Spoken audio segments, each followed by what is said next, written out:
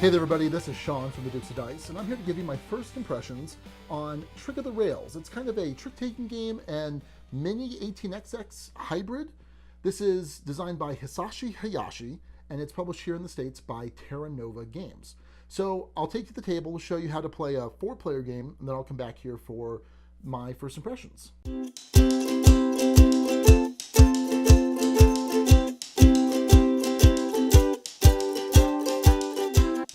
The object of Trick of the Rail is to have the most valuable stock portfolio at the end of the game, which players will add up using this little notepad. At the end of the game, you're going to determine what the share value of each of the lines of railroads are, and there's 5. And then for each share that someone has of that line, they're going to get that many points. Added up, whoever has the most is the winner. This is a trick-taking game, and so everyone starts off with the hand of the same number of cards. I've set it up for a 4-player game, so we have hands of 11 cards. The remaining cards get added to this play area here. So let's talk about the play area. First, we have the train stations, which are dealt out 1 for each color. Excess cards are placed out to the right of each station of the corresponding color. Up here, we have the trick line. This is each round of the game, and it tells you what kind of round that round is going to be. So once everyone has their cards, they've organized them, we start with this card here. This is going to be a stock round. You have a stock round, build, stock, build, etc. So the stock round, a player goes to their hand, they pick a card, and let's say that they pick the red 7. Okay, so the red 7 is played, and then in turn, everyone's going to play out a card of theirs. If they have red, they have to follow. So this player gets rid of their red 2, this player plays their red 9, and this player plays their red 6. So here's what happens. The player that played the highest value of that suit is going to exchange the card that they played with this card here. So essentially, the winning player gets a stock of the one that's here in the trick line. So it comes down here. They now have a stock, a gray stock for the end of the game. This card is going to go to this little plus card here, which means that this is going to be the final trick that's going to be available. The final, in the trick lane's the final card that's going to be available here. Everyone else gets to take back the card that they played. They flip it over to show that they each now have their own red share. Player that won is going to lead the next round, so this player over here. And now it's a building round. This is going to be for the opportunity to place this track first. It's the Baltimore City, which is worth a lot of points. So this player maybe really wants to win this, so they play their blue 10. Deck ranges from 1 to 10. The next player has to play. They play their blue 6. This player plays, well, they know they're not going to win, so they get rid of their 1, their blue 1, and then this player plays a blue 8. Maybe it's the only blue that they have. So here's what happens. We again check to see who won within the suit. And in this case, the first player that started, the 10 wins. So they have the option of placing this track somewhere, and then also the card that they played somewhere on this track. Everyone else in turn order is going to get to place their cards on the track as well. So let's talk about how you value a track. What's going to happen eventually when we get to these train rounds here is they're going to get placed to the left of a line. Once they're placed to the left of the line, that left side is locked down.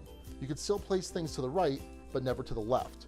This card here, this is the 40 train. This says that when this is placed, you pick the 3 highest sequential cards looking at this value here, the value in the circles, and that's how much that track is worth, less the operating cost of whatever is here in this train. So here it's 40. So for example, if this were placed here at the end of the game, you add up the 3 highest sequential. Here it's 30, 20, 10. They're the only 3, so that would be 60 minus 40. Yellow shares at the end of the game would be worth 60 minus 40, 20. So that would be the strategy that you're going to use. Maybe you know based on your hand, I think I'm going to get a bunch of green shares. So maybe what I'll do is I will go ahead and place this Baltimore one down here. I choose to place it next to the 20 rather than next to the 10 because maybe I'm hoping to get a nice little sequential buildup down here. Then I get to place this. Maybe I know, you know what, I really don't have much in the way of blue shares, so I'm going to keep the 40 separated from the 20 by placing it over here. The next player says, oh, you know what, I've got a bunch of blue shares I'm probably going to get, so I'll place this over here. This player probably says the same thing, so they want to keep their 10 away from this little sequential run, so they put it over here. And maybe the final player here says, yeah, you know what, I think I can get a couple blue shares. So now we've got a nice little set here that's worth quite a bit. So now this continues. We do the same thing where we played out. Whoever wins this next trick is going to exchange what they played with this share. Everyone else keeps their shares. So I'll just run through it real quick, just so we can kind of get an idea to the train round. So this player won. This player plays out their green 9. This player plays out, let's say they have no green, so now they play out something else of their choice. This player has a green card, green 4. And then this player, say again, they have no green card, but they have one of their blue cards. Probably wouldn't play the 9, but whatever. So now, who has the highest green? Well, this player does, so they exchange this for this. Nope, that's not right. They get this, it's one of their shares. This card, because this is now occupied, just goes away. It's removed from the game. Everyone else simply keeps their shares. So another red share here. Now this player has a green share. This player has a blue share. All right, and we continue. Again, though, now we're playing for this this rail, or this engine. So whoever wins this gets to place this. So now he's saying, all right, well, maybe I don't have a lot of blue cards, but I think got gray and red. So I'm gonna go ahead and put this here. And then they put out the card that they played, and they want to break this up a bit. They want to make it so that maybe, you know, this isn't going to, someone's not going to put another 20 there or something. So it makes it worth a little bit less. Everyone else places those out. At the end of the game, once everyone's placed out all their cards, and we have the bigger engines out. So like this one checks the 4 cards that have the highest sequential value, but it has a higher operating cost of 50. Again, this one looking for a sequence of 5, but an operating cost of 60. This one looks at all of the cards in that rail, but it has an operating cost of 80. So we go through at the end of the game. There's a little bit of not struggle necessarily, but you have to kind of figure out, okay, well, are these 3 more valuable, or are these 3 more valuable? And figure that out. You write down the value for each one, and then add up the shares. Whoever has the most is the winner of Trick of the Rails.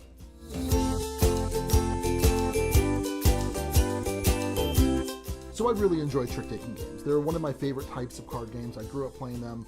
I really enjoy them. 18XX, I own 2. I own 1846, which was a P500 fulfillment from GNT. I also own 1830 or 1850, 1856 from Mayfair Games. I forget. I understand how 18XXers keep all those numbers straight. But anyway, I've yet to play them. I have gone through the rule book of 1846, but I'm not a big 18XX player. But who knows, that could certainly change, and I'm looking to play those games a bit more. So I don't have a whole lot of 18XX background, but I do understand that there is a concept of the share prices and trying to manipulate that, trying to get shares of stock for what you might want.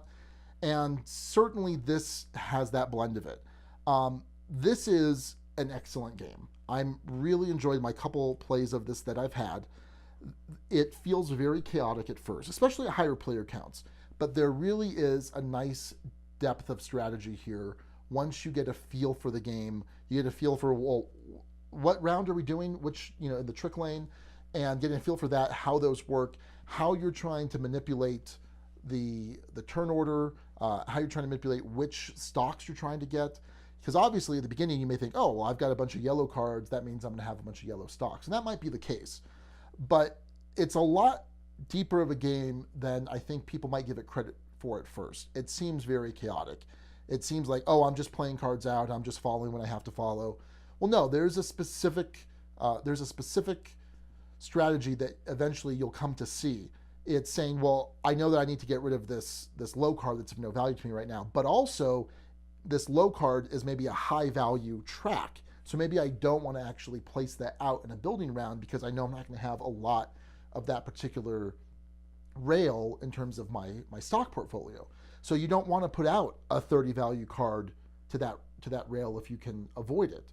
So that's one thing you can have to consider. Certainly leading can be important, but sometimes you're okay not leading because maybe you don't want to win a particular hand. Like if it's going to be an exchange, maybe it's this exchange for a red share and the red track's not worth much, so maybe you don't want to win that hand. Maybe you could have won that trick, but you choose not to, and instead you lose with a lower value card that's being played. So lots going on here. If you like trick-taking games, I think you need to check this out. If you are an 18xx fan or a fan of economic games where there are stock portfolios, this is a nice filler. It was a bit difficult kind of understanding it from the rules, and in fact, our first very many plays, I'll just put it that way, we were always finding some rule we were getting wrong. I'm pretty confident that I've got what I showed you was correct, but there was a while where we would play it, oh, that was wrong. Oh, we played it, oh, that was wrong. This is something where I've had enough plays that in theory this could have been a full-blown review. However, I've only actually played it correctly once or maybe twice. So going off just that one or two plays of this correctly, I think it's fantastic. I really enjoy this. I think Hisashi Hayashi is a fantastic designer. The production's really good. It's a solid game. So that's Trick of the Rails from Terra Nova Games, a game that if you like trick-taking, if you like economic stock portfolio games, you should go check it out. Till next time, this is Sean from the Dukes of Dice, and we'll see you later.